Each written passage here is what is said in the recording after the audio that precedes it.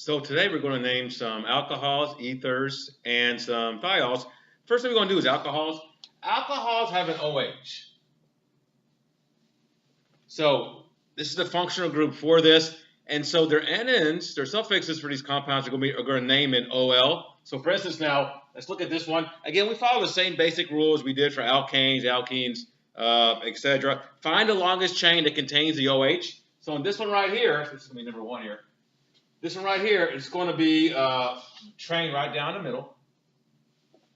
And then we number it so that that OH has the lowest number possible. So I'm going to start on the right-hand side. So 1, 2, and 3. Instead of calling it propane, I'm going to call it propanol.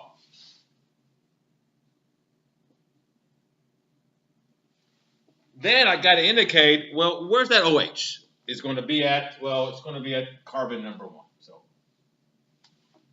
this first one is 1-propanol. The OH is on carbon number 1. There's 3 carbons in the longest chain that contain the OH, and then we're set. Let's take a look at the second one here. Second one is a cyclic one. Couple of things. Whenever you have a cyclic one with an OH on there, we're going to call number 1 the carbon that contains the OH. So this is carbon number 1. And then we got to follow it so that we number it so that this substituent here has the lowest number. So 1, 2, 3, 4, and 5. So we have our ethyl group on substituent number 3. So 3-ethyl, and then we're going to say cyclopropanol, cyclopentanol. So again, we don't have to indicate where the 1 is at because it's understood to be with the OH. Let's look at the next one, run right below here. So this is number 2, number 3. This one is slightly different because now I have 2 OHs on there. One here, one there. So we're going to name these slightly different. Doesn't make any difference which side we number it. The OHs will both be the same. So let's call this 1, 2, 3, 4.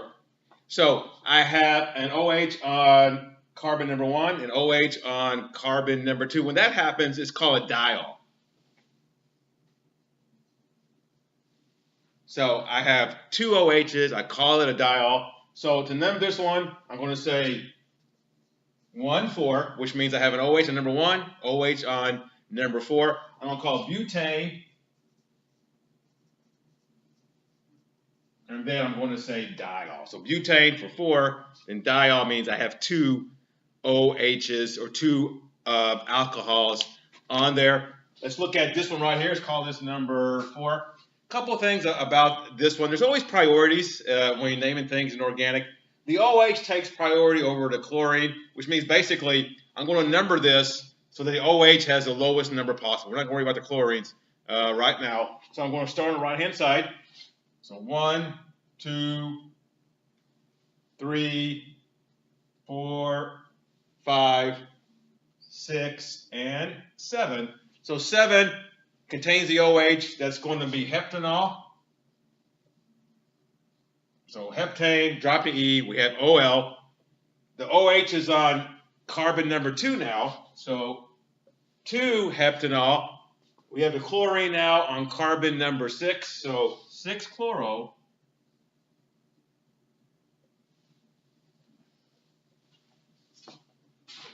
To heptanol. Let's go ahead now. Let's name some ethers.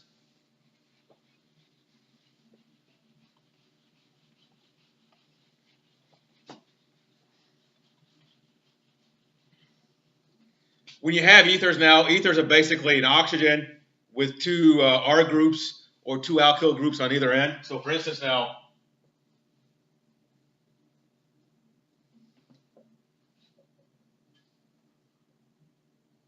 let's look at this one right here. So I have an oxygen, I have an R group here, and I have an R group there. They can be the same, they can be different. Doesn't make any difference with this. We can name these a couple of different ways. The simple way is I name each substituent. This is an ethyl group.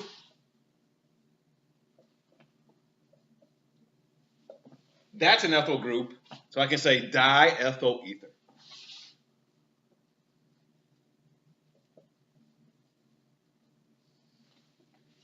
Another way of naming this is that I can name this as a substituent. So I can say basically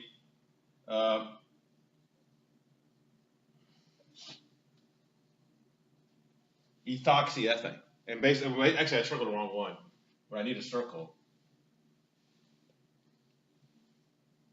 I need to circle this. So this is like start calling ethane, since there's OH, to call it ethoxy group. So I got the ethoxy. I have 2 carbons in the chain. This is carbon number 1, carbon number 2. I can call it ethoxy ethane. Let's do another one with it.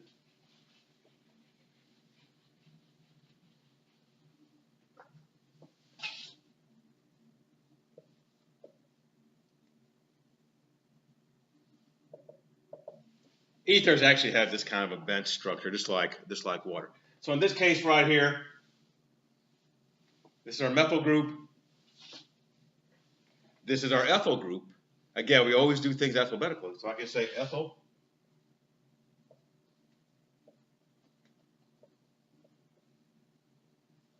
Ethyl, methyl, ether. Another way of naming this, though, let me circle this here.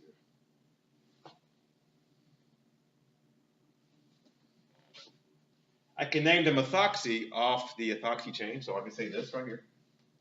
That's methoxy. You always take a shorter substituent. So methyl is shorter than ethyl. So this is methoxy, and I can call this ethane. So I can say methoxy ethane.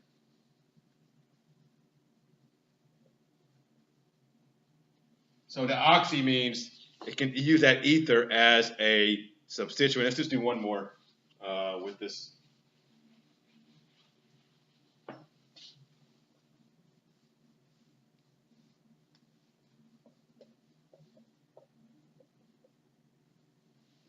So I have this one right here.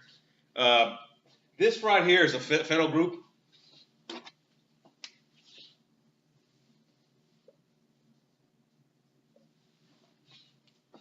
Call this methyl group. So I can simply call this methyl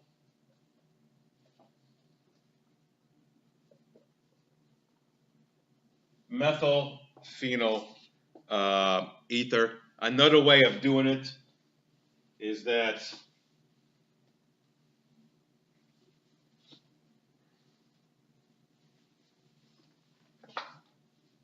you can call this part methoxy. So it's a methane with an O, and call that methoxy right here. Call this benzene, so I can say methoxy benzene.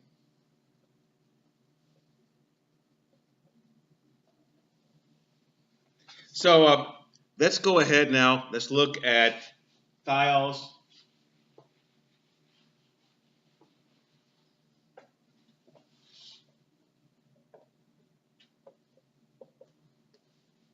Thiols contain the sulfur compound with it. So things are going to end in thiol rather than all like alcohols. It's going to be thiol. You're going to add a TH on there. So let's go ahead and just do a quick one here.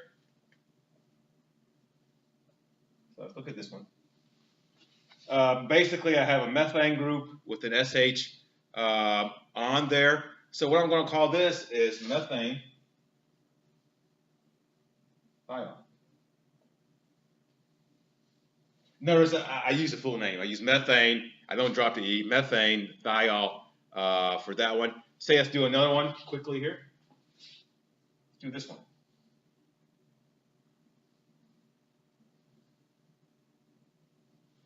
Let's look at this one right here. Let's name the chain. So 1, 2, 3. So notice that, again, like the alcohols, we call that SH number 1. So we start on the side that's closest to the thiol. So when I do that now, So I got double bond on carbon number 2. I got 3 in the chain. So I'm going to say 2 propene, and then I'm going to say 1 thiol.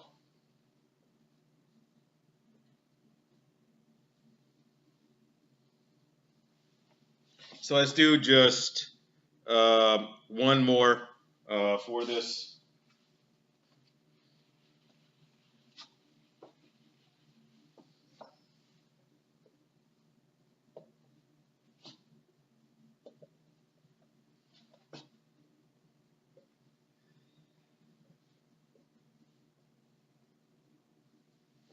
So let's look at this one right here. Again, I start on the side that's going to have that SH to be the lowest number. So 1, 2, 3, 4, 5, and 6. So it has hexane, that's 6 in there. I have a double bond on carbon number 4, and I have an SH on carbon number 2. So I'm going to say 4 hexene, and then since I got an SH on carbon number 2, 2 thiol.